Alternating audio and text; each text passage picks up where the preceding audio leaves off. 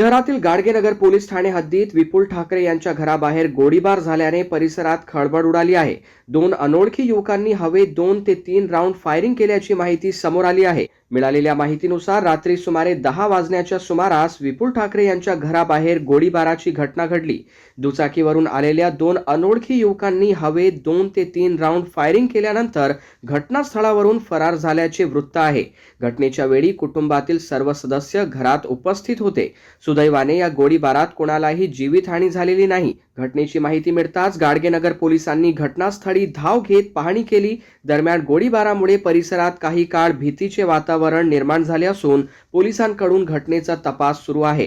परिसरातील सीसीटीव्ही कॅमेऱ्यांची फुटेज तपासली जात असून गोळीबार करणाऱ्या अज्ञात युवकांचा शोध घेण्यासाठी पोलिसांकडून तपासाची चक्रे वेगाने फिरवली जात आहेत।